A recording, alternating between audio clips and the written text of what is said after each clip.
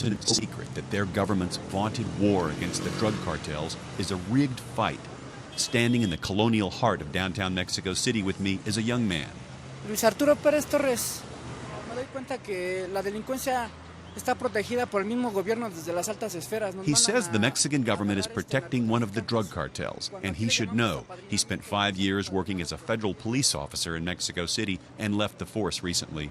Está atacando a todos los cárteles menos al Chapo Guzmán. He claims the government is attacking all the other drug mafias except the Sinaloa cartel, whose boss is Joaquin El Chapo Guzman, the world's most wanted drug lord. His home base is the Pacific coastal state of Sinaloa, known as Mexico's Sicily. It's the premier narco state with a long coastline for smuggling cocaine from South America and rugged mountains to hide cannabis crops. Manuel Cloutier, congressman from Sinaloa and a member of the president's own party, is deeply frustrated by his country's drug war. Y el gobierno calderonista, que ha estado combatiendo al crimen organizado en muchos lugares de la República, no ha tocado a Sinaloa. The Calderon government has been fighting organized crime in many parts of this country, but has not touched Sinaloa. I know this. I'm Sinaloan. My family lives in Sinaloa. It's like we're trimming the branches of a tree when we should be tearing it out by the roots. Yo creo que mucho del problema para no combatir a cierto cártel y a cierto estado en particular, atenderlo de acuerdo a la realidad que vive, yo creo que tiene mucho que ver con corrupción y con falta de voluntad. I believe that much of the problem of not combating a certain cartel in a certain state has much to do with corruption and lack of will. We wanted to find out if Sinaloans are, in fact, untouched. NPR analyzed thousands of press releases on the Federal Attorney General's website from the day Felipe Calderón assumed the presidency in December 2006 up to last week. We looked for every person the government arrested, prosecuted, or sentenced who's associated with one of the 7 major drug cartels. What we found is that the Mexican government crackdown has not hit the Sinaloans as hard as they're saying. 44% of all cartel defendants are with the Zetas and the Gulf Cartel. Only 12% of the defendants are with Chapo's organization. The numbers contradict the Mexican government, which claims it has arrested twice the percentage of Sinaloa gang members. Our database analysis is available at npr.org. Showed it to Congressman Michael McCall. He's a Republican from Texas and a former federal prosecutor who sits on the Homeland Security Committee. But I think you've identified an issue of concern, and that is, why is the Sinaloa doing so much better than the others, and why has the Sinaloa cartel been the one that has escaped a lot of the prosecutions compared to the other cartel members? In response to NPR's findings, yesterday the Mexican Interior Secretariat said all drug cartels are, quote, attacked proportional to their size. A spokesman re-released figures they put out 3 months ago. He said 72,000 persons have been arrested for drug crimes in 3 years. NPR only counted federal arrest records of named cartel associates. The growing criticism in Mexico that President Calderón is selectively fighting the cartels prompted him to speak out at a press conference in February. Esas acusaciones son totalmente infundadas, falsas. These accusations are totally unfounded, false.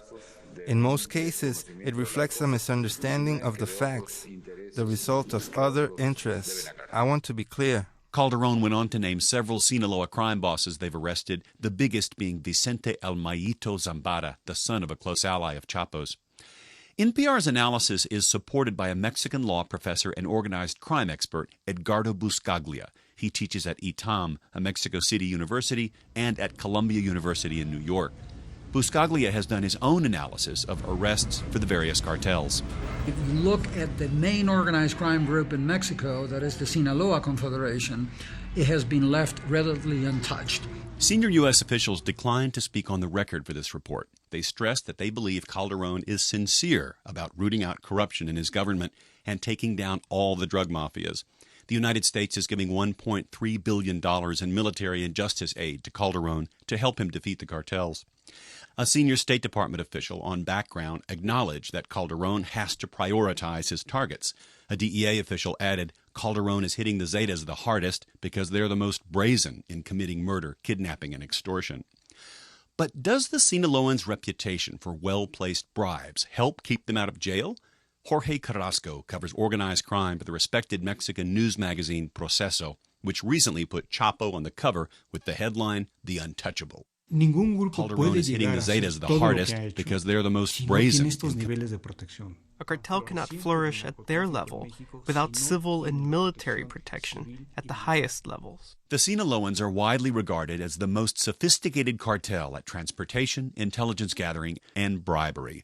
Last year, Proceso reported on how a Sinaloa faction controlled several airports around the country through a network of corrupt federal agents. They even had their international airport in Mexico City.